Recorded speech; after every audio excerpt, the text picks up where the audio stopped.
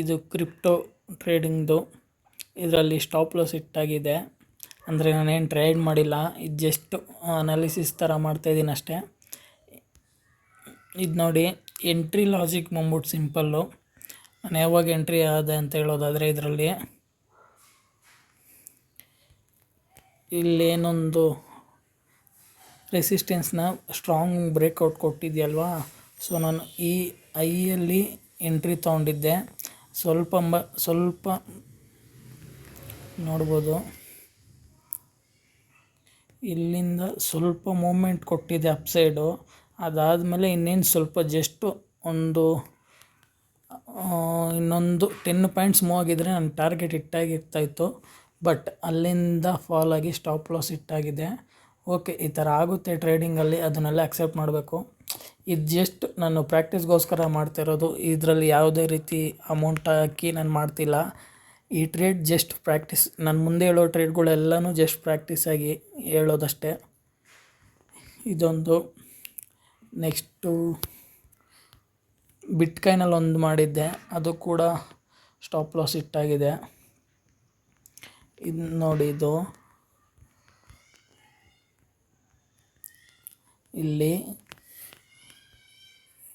ಇದು ರೆಸಿಸ್ಟೆನ್ಸು, ಇದು support. So ಇಲ್ಲಿ ಬ್ರೇಕ್ಔಟ್ ಆಗಿದೆ. ಬ್ರೇಕ್ಔಟ್ ಆಗ್ಬಿಟ್ಟು ರೇಂಜಲ್ಲೇ ತುಂಬ ದಿನ ಇದೆ. ಅದಾದಮೇಲೆ ಅಗೇನ್ ಫಾಲ್ ಆಗಿ ಇಲ್ಲಿ ಪ್ರೀವಿಯಸ್ ಏನು ರೆಸಿಸ್ಟೆನ್ಸ್ ಇತ್ತಲ್ವ, ಸೊ ಅಲ್ಲಿ ಕ್ಲಿಯರಾಗಿ ಸಪೋರ್ಟ್ ಥರ ಆ್ಯಕ್ಟ್ ಆಗಿದೆ ನೋಡಿ. ಸೊ ಇಲ್ಲಿ ಕ್ಲಿಯರಾಗಿ ಸಪೋರ್ಟ್ ತೊಗೊಳ್ಳೋ ಥರ ಆ್ಯಕ್ಟ್ ಆಗಿದೆ. ಸಪೋರ್ಟ್ ತೊಗೊಂಡಿದೆ ಸ್ವಲ್ಪ. ಆ ಸಪೋರ್ಟ್ ತೊಗೊಳುತ್ತೆ, ಇನ್ನು ಅಪ್ಸೈಡ್ ಹೋಗುತ್ತೆ ಅಂತ ನಾನು ಅಂದ್ಕೊಂಡು ಇಲ್ಲಿ ಒಂದು ಟ್ರೇಡ್ ಎಕ್ಸಿಕ್ಯೂಟ್ ಮಾಡಿದೆ ನೋಡಿ. ಈ ರೇಂಜಲ್ಲಿ ಟ್ರೇಡ್ ಎಕ್ಸಿಕ್ಯೂಟ್ ಮಾಡಿದೆ.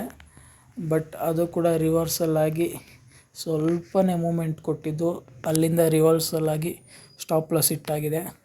ಬಟ್ ಇವಾಗ ನೋಡಿ, ಇಲ್ಲಿ ಸಪೋರ್ಟ್ ತೊಗೊಳ್ಳೋ ಥರ ಆ್ಯಕ್ಟ್ ಆಗ್ತಿದೆ.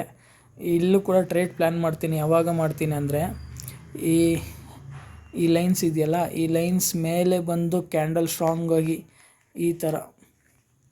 ಈ ಥರ ಏನಾದರೂ ಸ್ಟ್ರಾಂಗಾಗಿ ಕ್ಯಾಂಡಲ್ ಕ್ಲೋಸ್ ಕೊಟ್ಟರೆ ಆವಾಗ ನಾನು ಮತ್ತೆ ಎಂಟ್ರಿ ಪ್ಲ್ಯಾನ್ ಮಾಡ್ತೀನಿ. ಸೊ ಇವೆರಡು ಟ್ರೇಡ್ದು ಸ್ಟಾಪ್ ಲಾಸ್ ಇಟ್ಟಾಯಿತು. ಬಟ್ ಇನ್ನೂ 2 ಟ್ರೇಡು ಪ್ಲ್ಯಾನ್ ಮಾಡಿದ್ದೀನಿ. ಅದು ಸ್ಟಾಪ್ ಲಾಸ್ ಇಟ್ಟಾಗುತ್ತಾ, ಟಾರ್ಗೆಟ್ ಇಟ್ಟಾಗುತ್ತಾ ಅಂತ ಆದಮೇಲೆ ವೀಡಿಯೋ ಮಾಡಿ ಅಪ್ಲೋಡ್ ಮಾಡ್ತೀನಿ. ಸೊ ಈಗ ಪ್ರೆಸೆಂಟ್ ಈ 2 ಟ್ರೇಡು ಸ್ಟಾಪ್ ಲಾಸ್ ಇಟ್ಟಾಯಿತು.